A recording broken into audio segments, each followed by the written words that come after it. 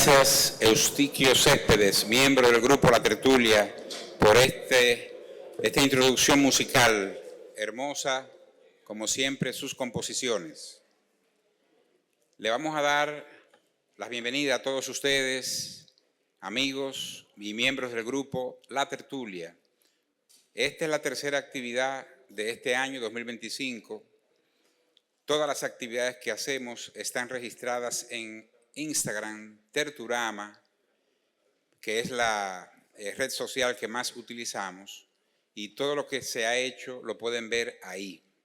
Gracias por estar aquí. La Tertulia es un grupo filosófico y cultural que hace diferentes tipos de actividades de promoción cultural, análisis de las problemáticas y posibles soluciones.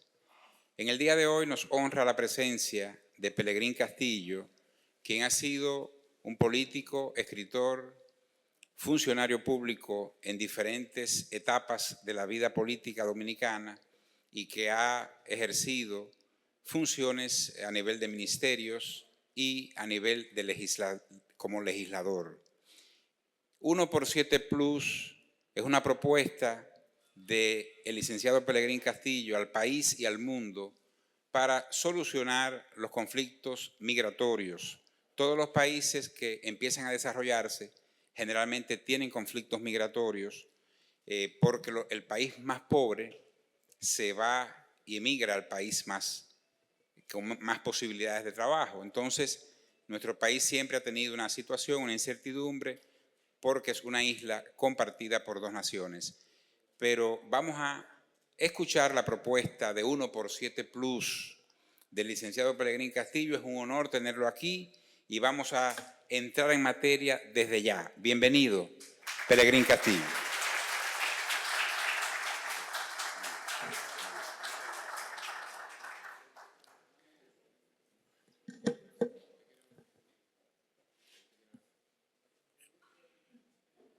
Muy buenas noches, porque ya son las 6, ¿verdad? Y se puede decir que es de noche, aunque todavía tenemos la luz natural. Yo quiero agradecer profundamente a La Tertulia, grupo intelectual, de reflexión, de pensamiento, por haberme invitado a participar en el día de hoy en este Centro León a tratar esta propuesta.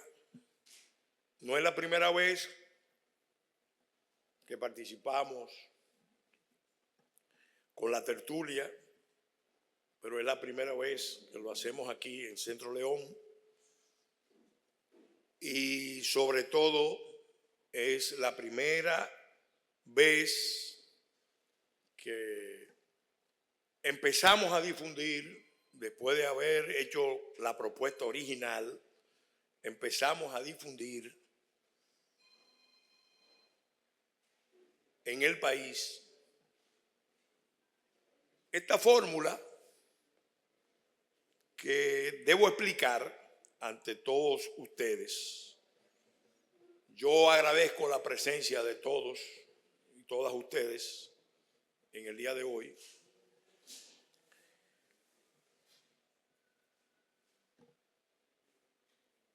Y entrando propiamente en materia, debo empezar con algunas reflexiones que son muy pertinentes. El estimado amigo Bruno dijo que entre países con desarrollo desigual es natural que haya problemas migratorios. Y yo precisamente vengo combatiendo ese enfoque. Lo vengo combatiendo porque no nos deja ver cuál es el verdadero desafío que tenemos. Hay un filósofo latinoamericano que yo aprecio, distingo muchísimo, que es el filósofo popular de América Latina más conocido, Mario Moreno Cantinflas. Es un filósofo. Y Cantinflas siempre decía, el problema es que no sabemos cuál es el problema. Si no conceptualizamos bien cuál es el problema, nos va a resultar muy difícil darle la respuesta adecuada, la respuesta de nación. Nosotros no tenemos un problema migratorio con Haití. Problemas migratorios podemos tener con Venezuela. Problemas migratorios hemos tenido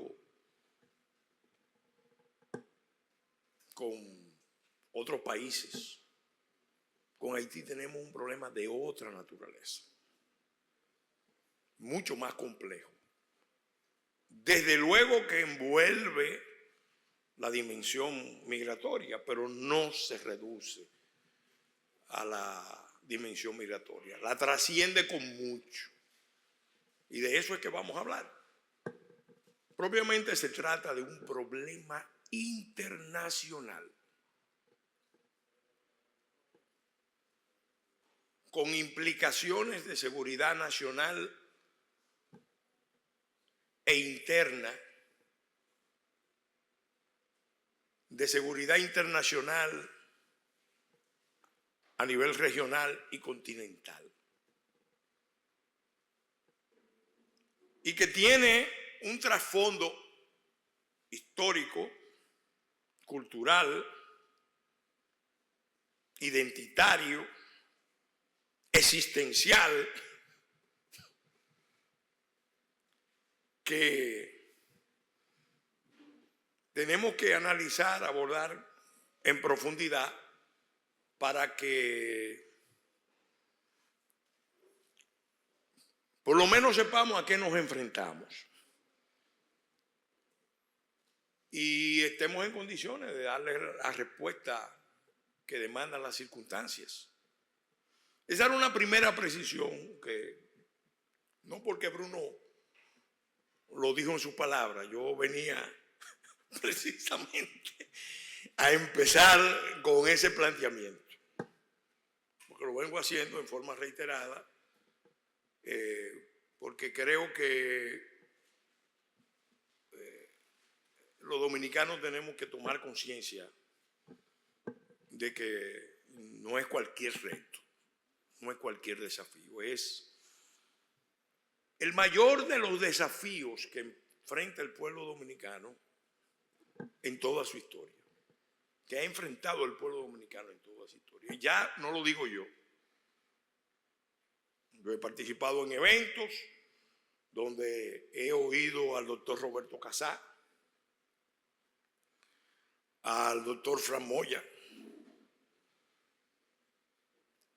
al doctor Juan Daniel Balcácer, que son tres grandes autoridades en materia de historia, decir que nunca antes en la historia nacional habíamos enfrentado una situación tan compleja, tan adversa, tan retadora como la que tenemos en el presente. Que se complica, que se convierte en algo más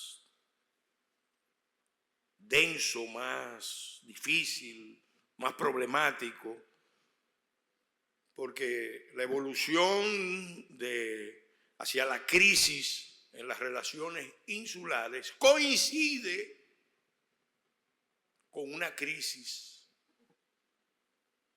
enorme. Estaba hablando con Pedro hace un momento sobre el entorno global, lo que está pasando en el mundo. tenemos que hacernos cargo de una realidad. El mundo vive una guerra mundial híbrida. La está desarrollando desde hace un tiempo. Esa es una característica de las guerras híbridas, que no se saben propiamente cuándo comienzan, cómo evolucionan, en qué terreno se está librando, pero tienen todas las características de la guerra, e incluso son hasta más peligrosas porque son muy insidiosas. Son como esas enfermedades que van penetrando el cuerpo y cuando se viene la gente a percatar, ya es tarde y se entra en una fase de metástasis. Bueno, el mundo está viviendo una guerra global híbrida. Don Wilfredo ahí en Confenagro es testigo de que yo tengo tiempo enfatizando ese tema. Eso implica que todo el discurso, la construcción de la globalización que se estaba impulsando desde la caída de la Unión Soviética y del campo socialista, entró en una fase de derrumbe, de resquebrajamiento, de caída. Y la prueba la tuvimos fundamentalmente con la experiencia del COVID. Hay un libro que recomiendo, lo estoy promoviendo. Todos los que me han seguido saben que yo no pierdo oportunidad para recomendar un libro que se llama El fin del mundo es solo el comienzo. Cartografía del derrumbe de la globalización. Fue bestseller en la lista de los libros de New York Times, recomendado por New York Times. Está escrito por Peter Seihan, que es un importante geopolítico, geoestratega, experto en economía, en demografía. Vale la pena leerlo, está en Amazon. Búsquenlo, léanlo, estudienlo, porque lo que estamos viendo y lo que vamos a ver en los años por venir, en buena medida va a estar marcado por esa realidad que se describe en ese libro. Claro, eso tiene unas implicaciones a nivel continental, porque tenemos un continente que está, además de un mundo altamente conflictivo, con muchos escenarios de guerra híbrida. Además de eso, tenemos en el continente un escenario de disrupción, de polarización, de subversión, de dislocamiento de muchas sociedades, de muchas regiones del continente. La más afectada de todas es la región donde nosotros estamos. Y siempre es así, es una constante. Cada vez que hay conflictos mundiales, la región Gran Caribe se convierte en una zona donde chocan las grandes potencias. Yo, en el marco del COVID, de la experiencia del COVID, que a mí me dio en 2 ocasiones, me dediqué a escribir, a seleccionar ensayos y conferencias, pero sobre todo un ensayo de interpretación de lo que estaba viendo y de lo que veíamos con este tema. Está aquí, choque de potencias en el Gran Caribe, que más adelante me gustaría venir aquí a abrir una discusión, un panel, para tratar este tema. Porque ahí muchos de los escenarios que estamos viendo, esto se publicó en el 2022, perdón, en abril del 2022, hay una explicación de lo que estaba pasando en ese momento y de hacia dónde iban a evolucionar los acontecimientos. Claro, el entorno exterior históricamente ha marcado el rumbo de los países que están en esta zona, porque esta zona es una zona muy sensible. Geopolíticamente es la tercera frontera geopolítica del Imperio Mayor, de la República Imperial que llamaba Raymond Aron, el vientre bajo del Imperio norteamericano, el Mediterráneo americano, como lo definía Spitman, el sucesor del almirante Mahan. Esta zona es una zona sensible, porque aquí chocan las grandes potencias.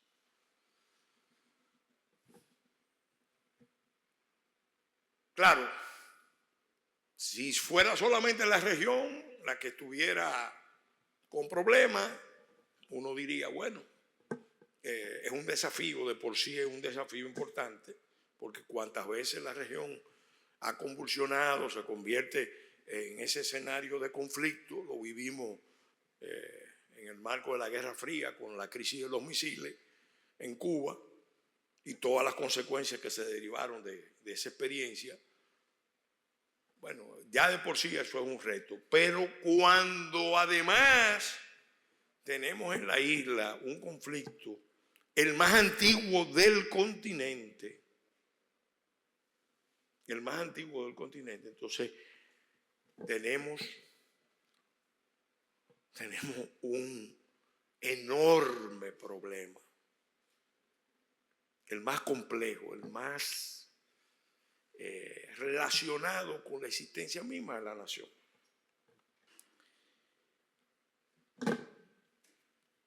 Al final le vamos a distribuir a cada uno de ustedes este documento, que yo lo voy a tratar de resumir, porque si me pongo a leerlo voy a agotar mucho tiempo.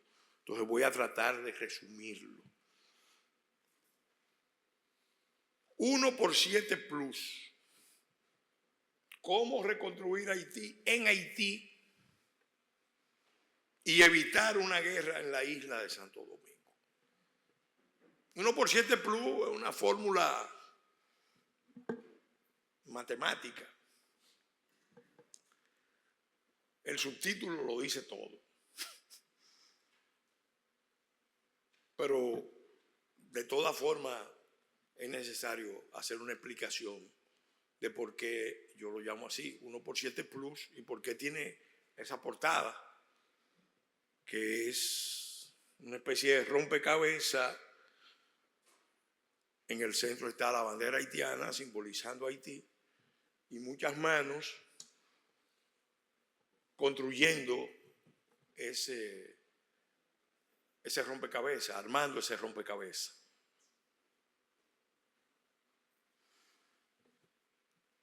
Miren, un poco de historia. Aspecto que hay que destacar para seguir identificando, aunque sea algo fuerte, aunque sea algo retador, para seguir identificando cuál es la naturaleza del reto.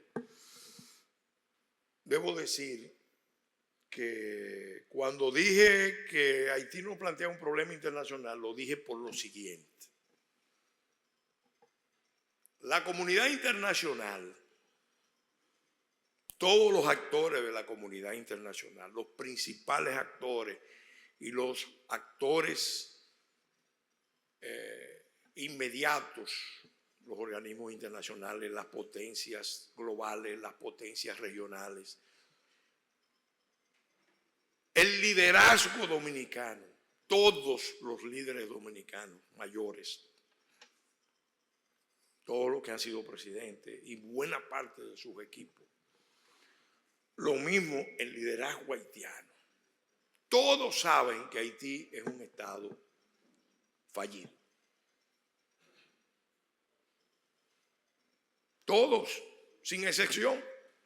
En una ocasión, yo siendo ministro de Energía y Minas, usé en algunos programas la expresión Haití, estado fallido, y el presidente de Medina me dijo en una reunión: Pelegrín, es verdad, es un estado fallido, pero no lo digas, porque tú eres ministro del gobierno dominicano y tú sabes lo sensible que son esa gente. ¿Sabes lo sensible que son esa gente? Yo le dije: presidente, lo voy a complacer. De ahora en adelante voy a decir que es un estado desvertebrado, que es un estado colapsado, que es un estado que perdió la viabilidad. ¿Cuál es el problema?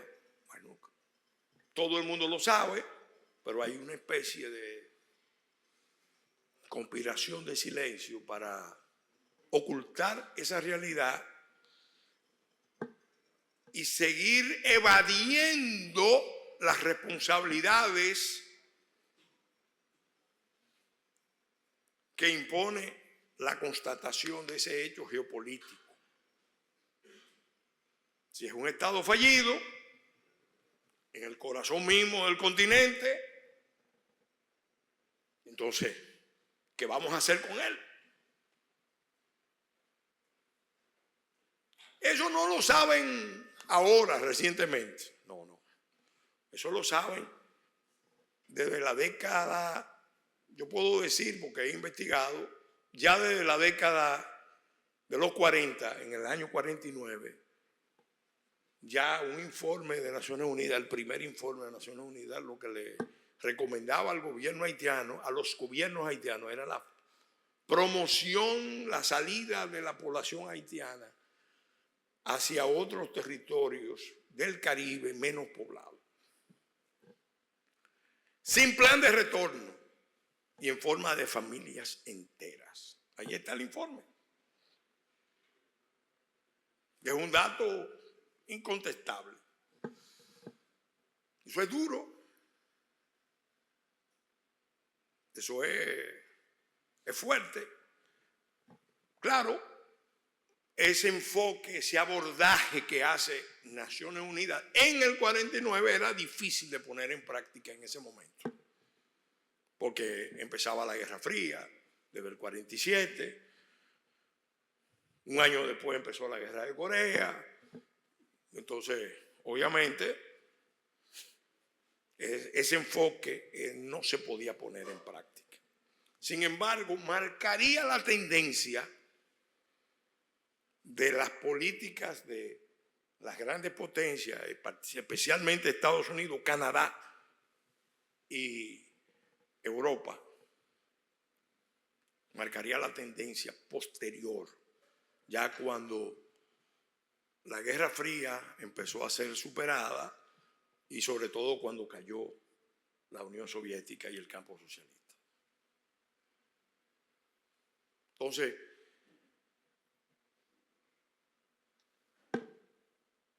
un estado fallido, por definición, es un estado que expulsa población de manera continua. Y ahí, obviamente, esa población puede salir por mar o puede salir por tierra. En una isla sale por tierra. ¿Cuál fue el enfoque que prevaleció en la comunidad internacional frente a ese dato, avalado por muchísimos estudios más? Solamente estoy citando ese, que es el primero, y el que marcó la estrategia de la comunidad internacional. ¿Cuál es el curso a seguir? Bueno, la comunidad internacional no solamente considera a Haití un Estado fallido, sino un Estado descartado, que es lo más grave de todo. Yo siempre he dicho, porque en eso quiero ser justo y respetuoso, Haití es una nación emblemática. Es una nación emblemática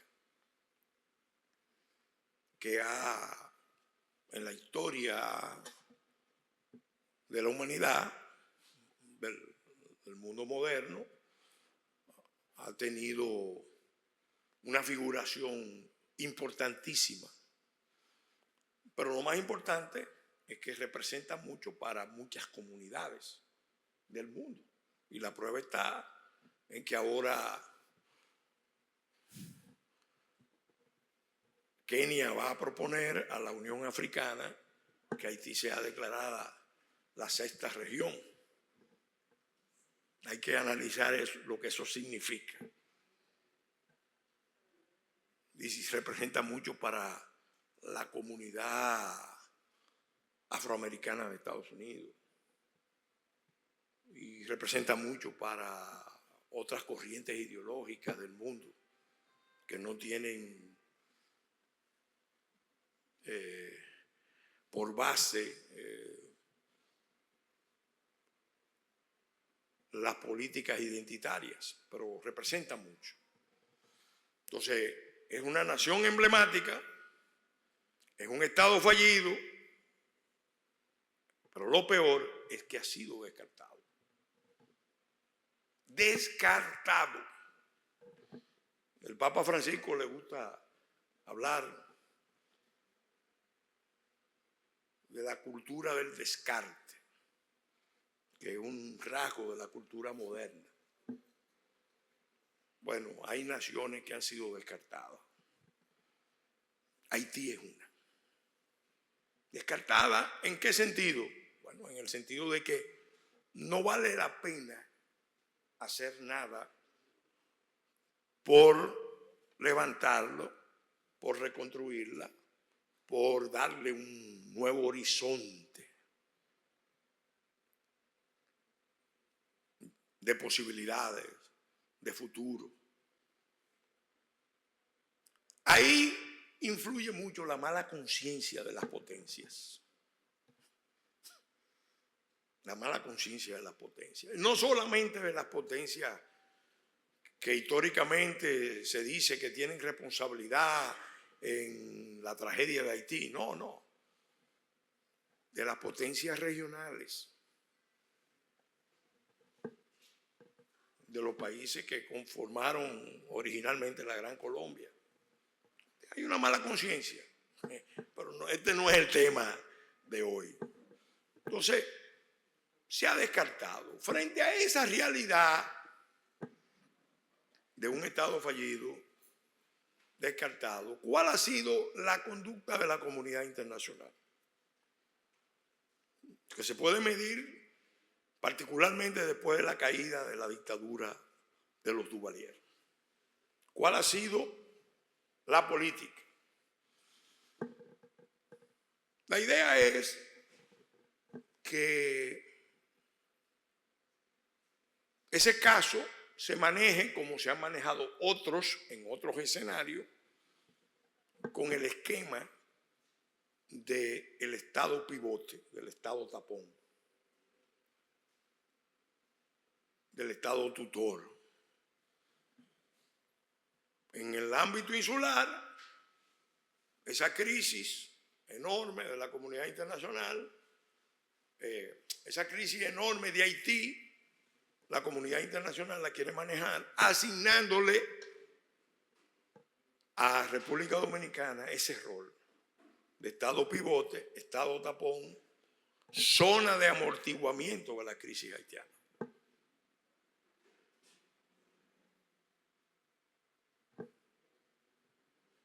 Y han usado, y eso se puede probar de muchas maneras, recursos duros y blandos de poder, especialmente a mediados de la década de los 80. Empezó el proceso. Han empleado esos recursos para que República Dominicana sea el administrador de esa crisis. ¿Cómo lo han hecho? No en forma abierta. Eso se ha hecho comprometiendo a las clases dirigentes del país, a las élites, a los sectores políticos, a los sectores empresariales, a los sectores académicos, sindicales, militares, religiosos. Y obviamente hay sectores que se acomodaron a ese rol, y me consta, yo soy testigo de primera línea, se acomodaron a ese rol porque calcularon que podían sacar ventajas comparativas de esa relación. Por ejemplo, en el campo comercial, iniciativa de la Cuenca del Caribe, el acuerdo de Lomé 4 y la aprobación del DR Casta amarrado a la ley Hopel.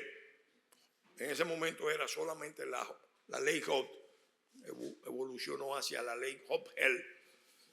Fueron 3 vueltas de un nudo que nos tiraron desde Europa y de Estados Unidos para amarrarnos a ese rol.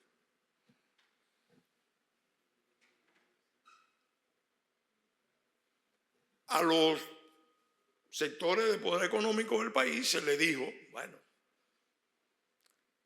al final ustedes van a ser la parte fuerte.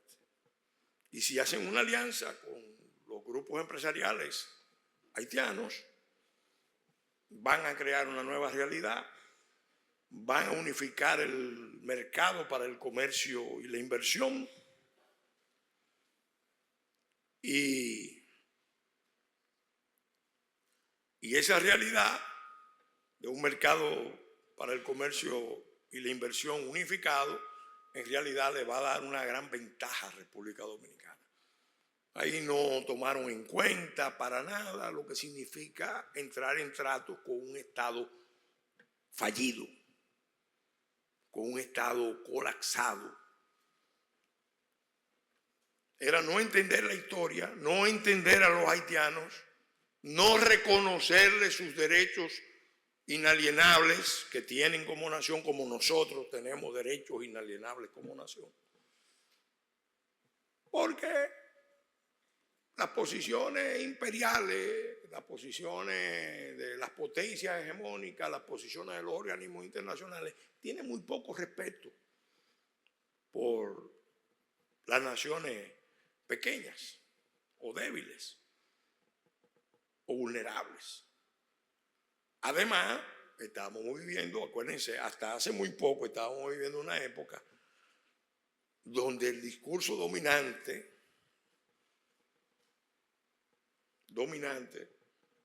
era el discurso de la globalización que nos llevaría a un sueño utópico, una ilusión peligrosa, a la eliminación de la frontera, de las culturas, de las identidades, porque lo que iba a primar era el multiculturalismo, el multilateralismo, la primacía de los mercados. Toda esa visión que Emmanuel Todd, el gran intelectual francés, que ha hecho, es muy certero pronosticando crisis de los estados, de las potencias, decía que ese mantra que se manejaba en Occidente era la expresión del pensamiento cero, de la falta de pensamiento creativo, realista, de realismo geopolítico de las élites de Occidente, y que iba a ser, según él, una de las causas de la caída de Occidente. Bueno, pero ese es otro tema. El punto es que nosotros en esta pequeña isla tenemos dos naciones emblemáticas, una con un estado fallido, otra con un estado relativamente débil, relativamente funcional, al que se le consienten una serie de proclamaciones como la nación de más crecimiento, la nación de más éxito. Obviamente, si nos van a asignar el papel de Estado pivote de la crisis Haití, de Estado tapón de su zona de amortiguamiento, no nos pueden regatear los números, nos tienen que dar un buen posicionamiento, porque un Estado con problemas no puede hacerse cargo de otro Estado con más problemas. Entonces, dentro del trato, dentro de la combinación de los poderes internacionales con los poderes locales, estaba eso. Estaba consentirnos a nosotros, gracias, un proceso de apañamiento de nuestras fallas, de nuestras fortalezas. Ahora, ¿qué pasa? Ese esquema fracasó. Ese esquema fracasó. Y yo diría que fracasó ¿cuándo? Bueno, fracasó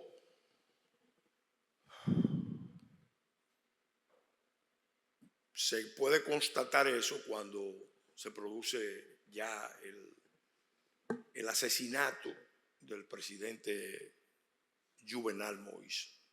De hecho, era un esquema fallido. Si Haití era un estado fallido, el esquema que se montó era igualmente fallido. Pero mucha gente vino a darse cuenta de ese problema con esos episodios.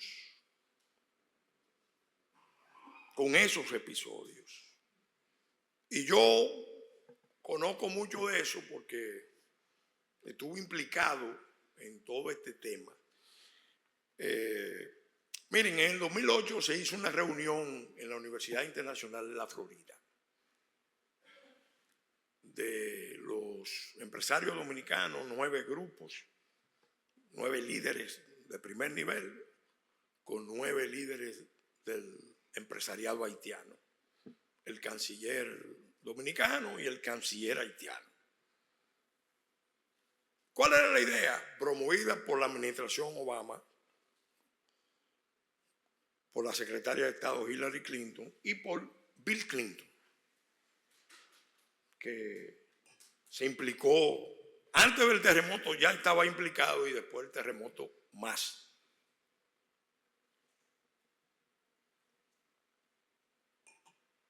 Entonces, ¿qué pasa?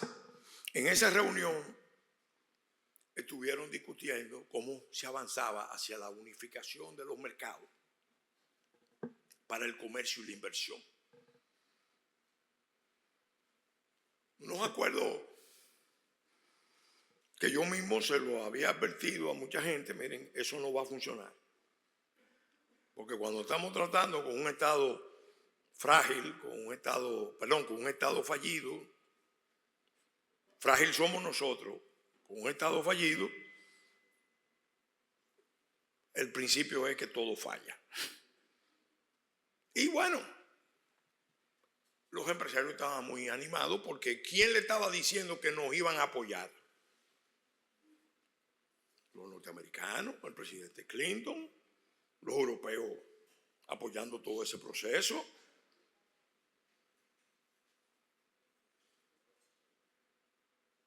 Entonces, ¿qué pasó? Bueno, vino el terremoto. El terremoto fue algo terrible, algo muy, muy fuerte. ¿Y qué se pudo percibir con el terremoto? Bueno, ahí tomó fuerza una corriente que venía caminando hace mucho, nacional, que venía planteando que había que internacionalizar la solución a los problemas de Haití, en Haití. En contra de la otra corriente que estaba tratando de insularizar la solución a los problemas de Haití o dominicanizar la solución de los problemas de Haití para que República Dominicana fuera el espacio de solución de los problemas de Haití, como lo ha venido siendo, porque somos la válvula de escape, somos la válvula de seguridad de esa crisis internacional que la conoce todo el mundo. De hecho, ahí están los informes del Parlamento Europeo proponiendo un intercambio de poblaciones. ¿Y en qué año lo hicieron? En el 99. Porque reconociendo que había un potencial de conflicto entre dominicanos y haitianos que podía terminar en una tragedia, ellos proponían, un grupo de parlamentarios europeos, pero asesorado por la Unión Europea, que para desactivar ese conflicto la fórmula era haitianos aquí, dominicanos en España. Y que los europeos estaban dispuestos a ayudarnos para que la política de visado de República Dominicana fuera por parte de España revisada para que los dominicanos se beneficiaran. Y cuando miramos los números de Europa, de España, pero sobre todo de Estados Unidos y de Canadá últimamente, nos damos cuenta de que en los hechos esa es la política que se está siguiendo. Haitianos aquí, dominicanos fuera. Ahora, cuando viene el terremoto, que representa una verdadera tragedia, yo le voy a decir una experiencia personal. Las Fuerzas Armadas me invitaron a una reunión de las Fuerzas Armadas del continente. Habían generales, de 40 generales. Y yo fui. Y ahí me plantearon, digo, no tenían que planteármelo. Yo entendí que se quería que yo fuera el portavoz de la posición dominicana frente a los Estados Unidos, al jefe del Comando Sur. Y efectivamente yo aproveché la oportunidad de esa invitación y le hice un planteamiento al general Fraser. Y dije que estábamos primero habíamos estado muy tranquilos y contentos de que ellos fueran los primeros que llegaran, porque extrañamente Estados Unidos tenía sus tropas movilizadas 3 días antes, casi 20,000, tengo entendido que eran 20,000 tropas, quizá menos, para un ejercicio militar, y coincidió con el terremoto. Los rusos dijeron inmediato, recuérdenlo, que eso fue resultado de un ejercicio de guerra de alta tecnología que estaban empleando. Y Chávez que no quería tropas norteamericanas en Haití, inmediatamente tomó la bandera y empezó a decir que los norteamericanos habían provocado el terremoto, etcétera, etcétera. El punto es que yo le decía al general que nos preocupaba que ellos eran los primeros en llegar y eran los primeros en que se iban, en irse. Y el problema no estaba resuelto. Al contrario, le dije, las bases nacionales de Haití están destruidas mucho antes del terremoto. Y el terremoto lo único que ha hecho es evidenciar esto que está pasando. Esa tragedia del vecino estado. El pueblo dominicano ahí demostró su gran corazón, su generosidad, su comprensión del drama haitiano. Porque este es un pueblo bueno, generoso.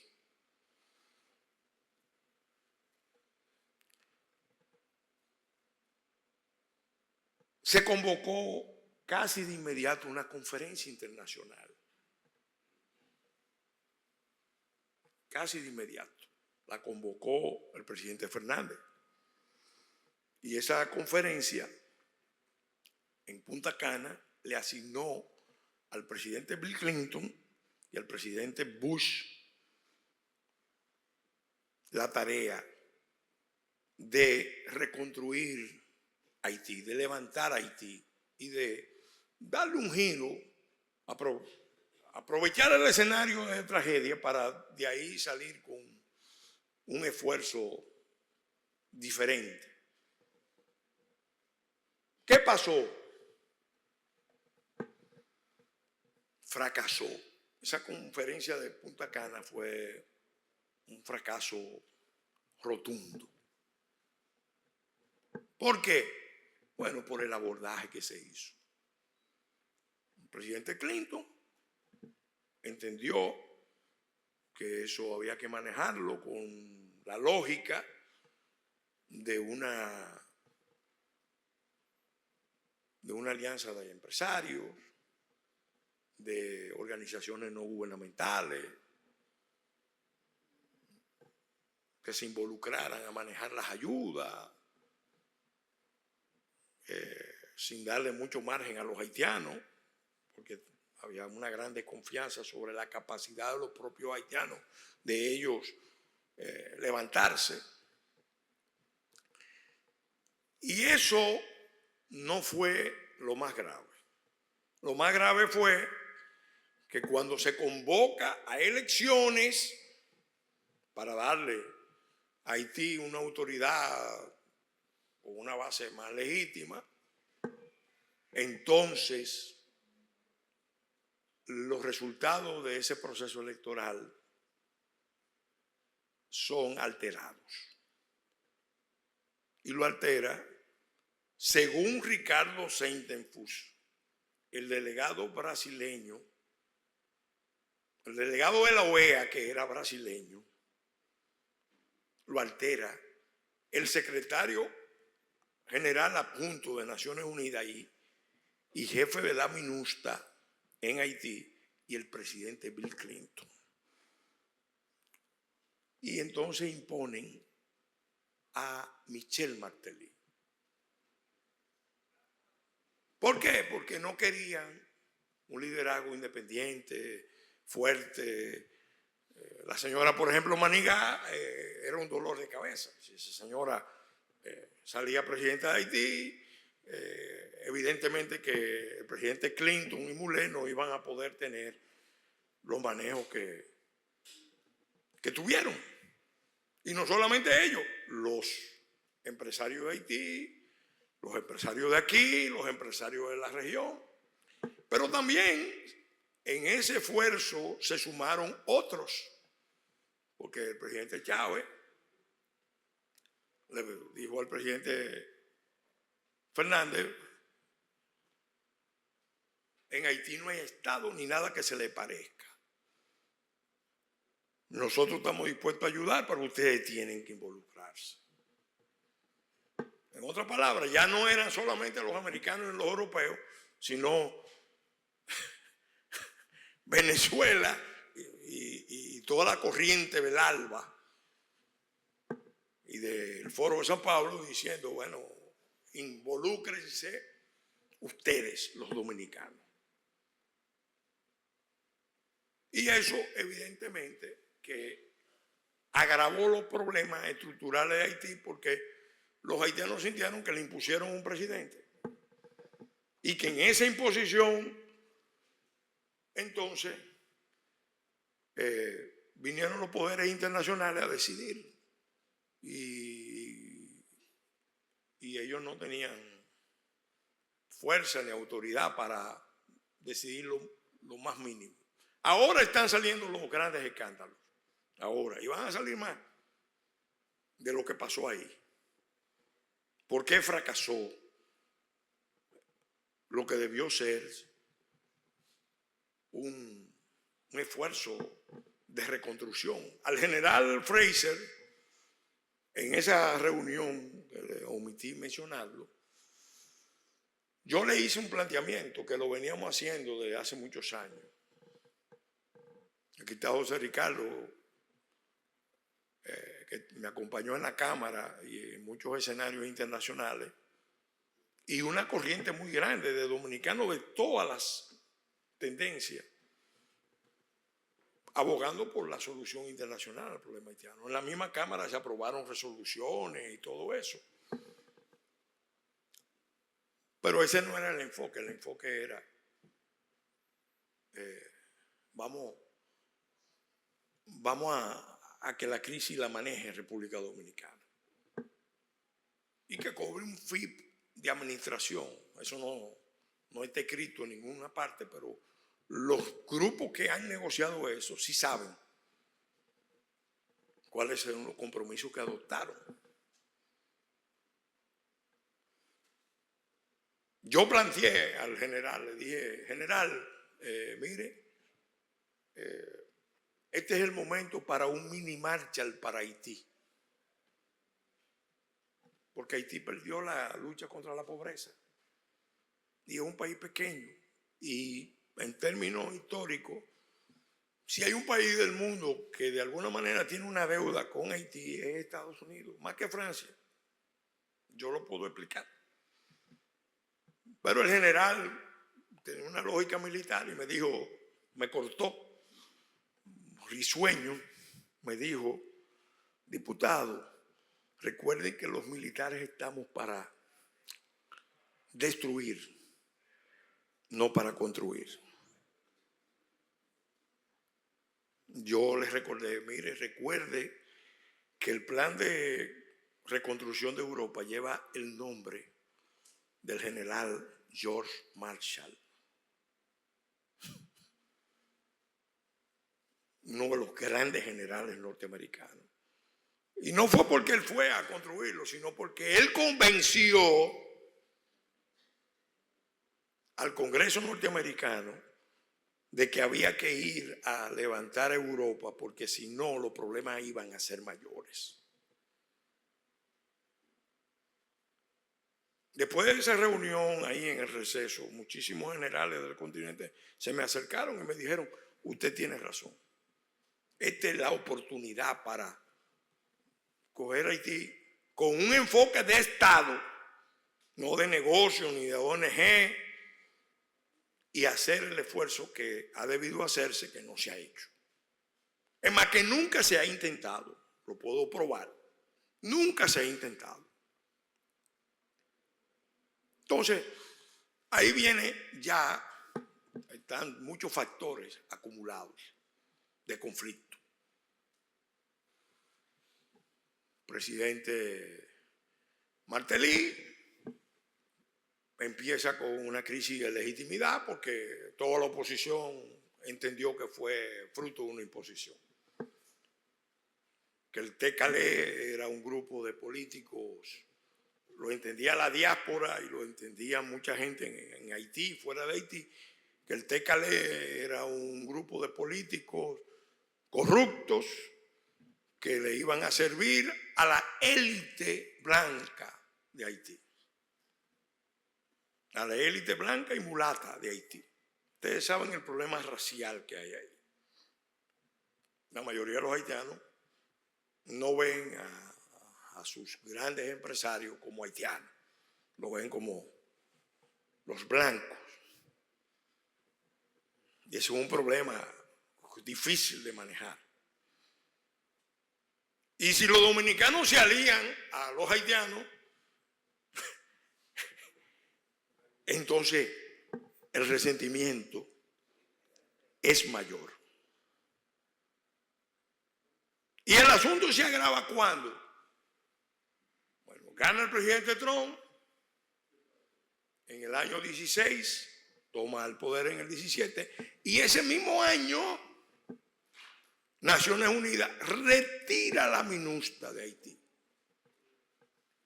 Porque el presidente Trump, sabiendo lo que había pasado con Clinton y el manejo que se estaba haciendo de la crisis de Haití,